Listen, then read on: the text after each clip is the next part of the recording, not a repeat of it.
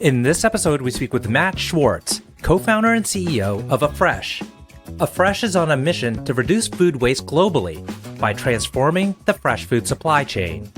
The company builds AI-powered solutions that meet fresh food's many challenges to optimize grocery retail forecasting, ordering, and operations.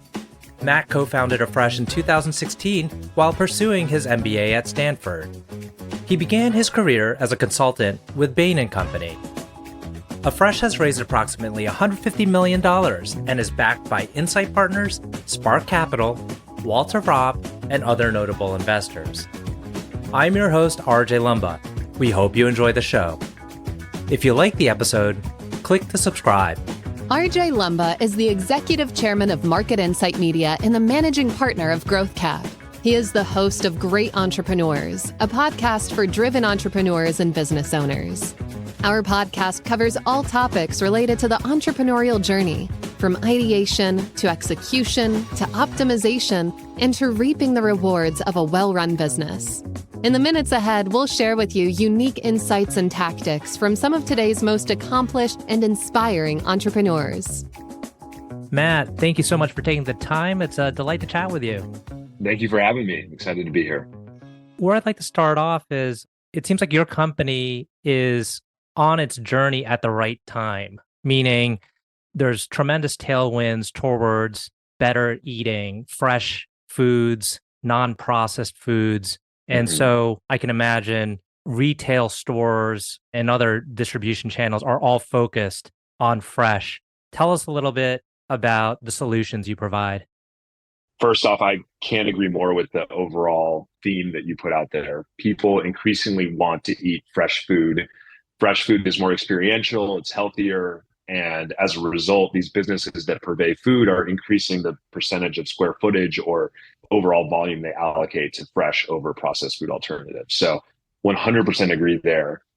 The solutions that we provide basically sit on top of that trend. The big thesis that we had was that there's this hidden divide in retail, which is the industry we serve, in that there are processed foods that come in a box and have a barcode and last a very long time. And then there are these fresh foods like a head of broccoli, a salmon fillet, a donut that might not have that barcode. They're very perishable, could have production steps in store and more. So the solutions that we built are fresh first. We're doing things like store ordering and replenishment, inventory management, and more that's specialized for fresh food. And that begets massive reductions in food waste and also fresher product for end customers. The problems you are solving sound daunting to someone particularly outside the industry. Just the thought of being in charge of the time it takes and the manner in which a good is shipped from point A to point B. And sometimes those distances are pretty far. Obviously, there's a lot of people within the supply chain making this happen. Can you get a little bit more granular into how your software actually accomplishes what it set out to do? At the end of the day, the thing that our system is first doing is trying to optimize how many, let's just say bananas for now, how many bananas should get ordered into every grocery store every day to minimize waste and maximize profit.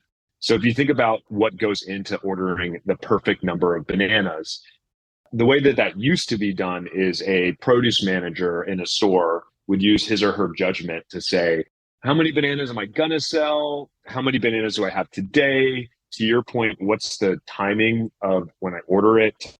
How long it's gonna take for the next truck to come in? How big is the shelf display? What's the perishability of the banana? And they would basically make an informed guess on how many they needed to have to fill the shelf, but not order too much and drive waste. The way that our system works is we are using AI to optimize that decision. So we get billions and billions of data points from historical sales, historical shipments, pricing, promotion, external events like weather, all these things that influence the demand for bananas. And then critically, a big belief of ours is that we can't just fully allow the AI to make that decision alone, because there's a lot of things in the real world that are not observed or not recorded accurately in a digital environment. So do the bananas come in moldy? Was there a missed pick at the DC that caused them to bring in 28 pounds instead of 30 pounds in a case? There's a million things like this that can deprecate the accuracy of what's happening in the digital world. And so critically, what we then do is we take that AI and we built a workflow on an iPad at first that the produce manager uses every day to go about his or her workflow. And it's basically a team effort between the person in the store and the AI on the back end to generate that perfect order for bananas, but then also for the other 1,000 items that are in that produce department every day. Got it. So you're not actually speeding up the time of shipping. It's just simply ordering the right amounts at the right time. Exactly. It's a really subtle thing. It's an invisible change. It's a decision that's being optimized, but the manifestation of a better decision actually is a better physical product. So if a grocer over ordered historically, you can look at these photos of the back rooms of a grocery store, which you don't ever see as a shopper, but they're full to the ceiling with product because they over order to make sure they don't run out of food. When we come in with these optimized decisions, then the back rooms get really light, but the shelf is still full. And the end result of that is that that banana didn't sit for 2 days in the back before it made it to the shelf. And those days of added freshness are given back to the shopper. And so even though it's an invisible decision that's being optimized and it's not something like a truck moving faster, it has these really material benefits to the business and to the end consumer. It's interesting. I'm sure many people in the industry probably observed this problem happening with food wastage. What made you decide to tackle this problem? And I guess what made you think you could do it? Those may be two different questions, but on the first one, I had worked in food, and the theme about fresh driving the future of food was something that I deeply believed.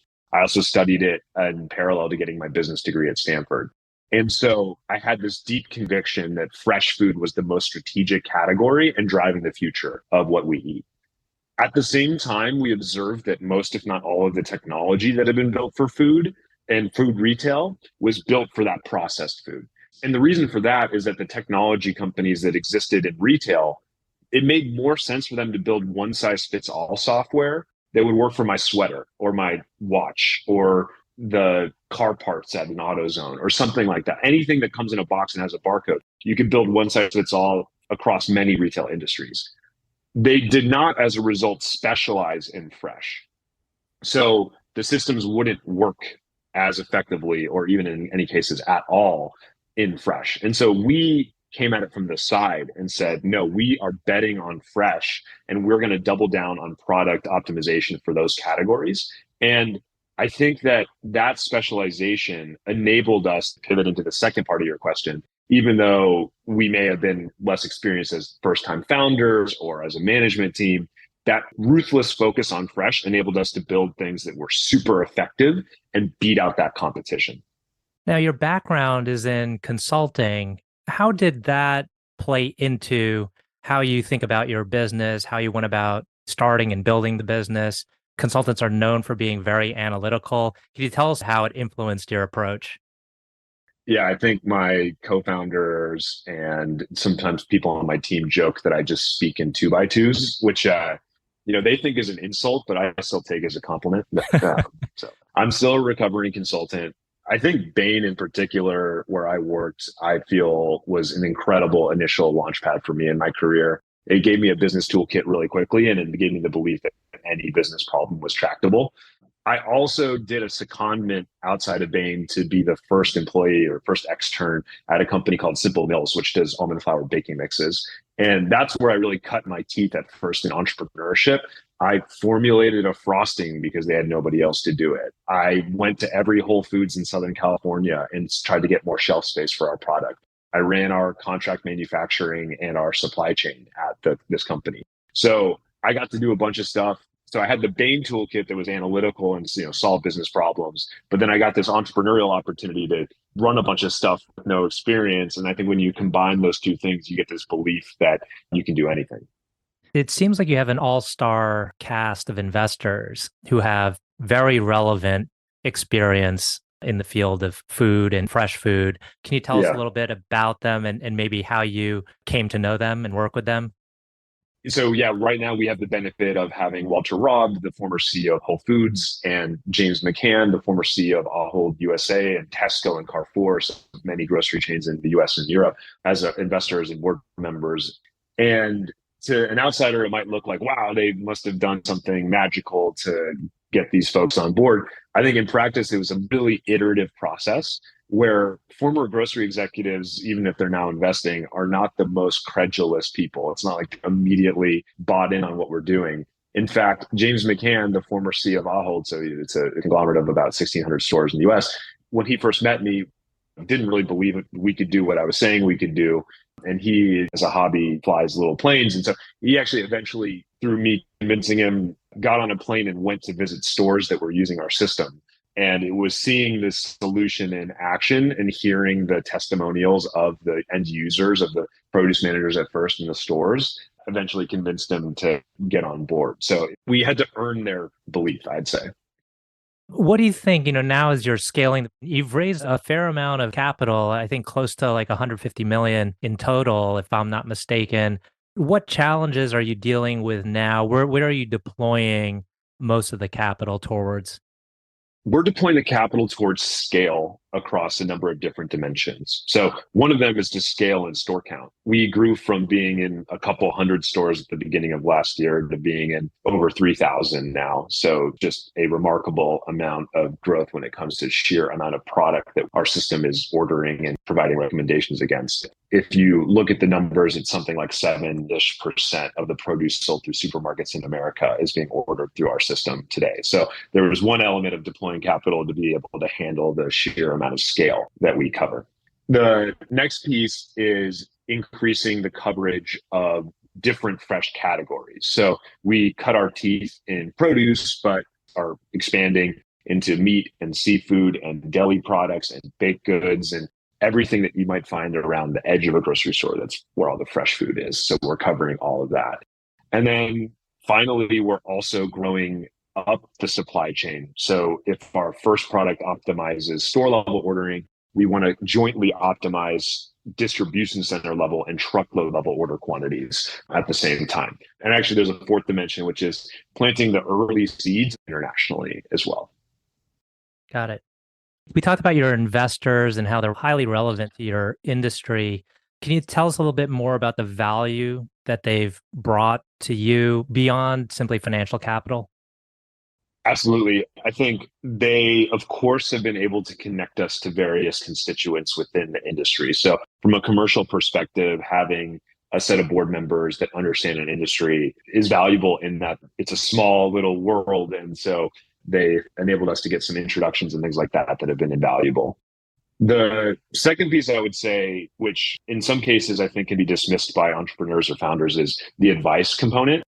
And a surprising part of that for me actually wasn't even just advice about the grocery industry, but I think that stellar grocery executives like Walter and James are also just really great executives generally. And so even though I'm running a tech company and they ran grocery businesses, things around management, accountability, performance, and other, even my personal development as a leader, they've provided really remarkable and great advice on how to do all of those things better and better. So some combination of commercial benefit with also the advice. Is there one key piece of advice that maybe you took in and you do think about quite often? Is there a guiding principle, whether it has to do with management or execution or strategy? Is there something that kind of comes to mind? I think it's more of a long tail of just a lot of different pieces of advice, but I think one that was really valuable for me is something around task-specific maturity that one of these investors helped me understand when it came to management. So the idea that different people have different levels of expertise in different domains, and you want to match your management style to that specific direct reports level of task specific maturity. So if someone is an expert on something, you can just let them run and maybe provide some coaching or some light guardrails.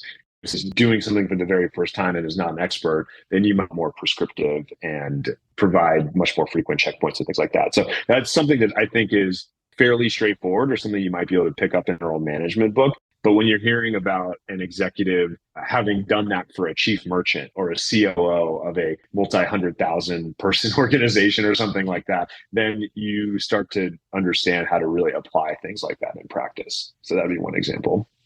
Got it. And I'm curious, sometimes I ask this of founders I talk to that are of a younger generation, not that much younger, but younger. Did you show signs of entrepreneurship early on in your life?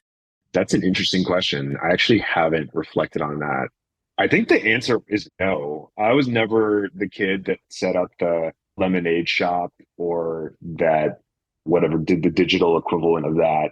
I think that I always had really big ambition, although that was activated much later in my life. And I think maybe more so the thing for me that enabled the detachment from reality or belief that I could do these things comes probably from my mom, who in a maybe not typical, but just kind of in a way just injected all of that into me and really made me believe that I could do anything when I grew up to the nth degree. That's awesome. So we're coming up on time. I have two last questions that I typically end our conversations with. One is, can you tell us about a book or a movie that has had an impact on you? Yes. So this book is, again, maybe this gives you a little bit of a read into my psyche, but The 7 Habits of Highly Effective People by Stephen Covey. I think Stephen Covey has it figured out when it comes to just life generally and the principles to living a good life professionally, personally, socially, whatever it might be. And I actually read or try to reread that book every couple of years and take away a different lesson from it and basically have the different habits like ingrained in the inside of my skull. So that has been a really formative book for me. Well, it served you well to date. So last question, can you tell us about a person that you admire? It could be in any field or domain. Being honest, the one I used to respond to very immediately, I think, but obviously has been more bubbled in controversy recently, was Elon Musk. I think that he's been an inspiration for me in the past, and the idea that you can drive for-profit social impact businesses. So what he did and has done with Tesla to electrify cars or to do things like reusable rockets with the hope of mitigating existential risk on Earth for people, I think are really amazing things. And I've thought about myself in a lot of ways as wanting to do things like that for food or for health and find ways to drive for-profit social impact businesses. I think that stylistically, I'm now thinking through what kind of leader I want to be in addition to what kind of companies I want to start. But that would have been the traditional answer I would give there. Got it.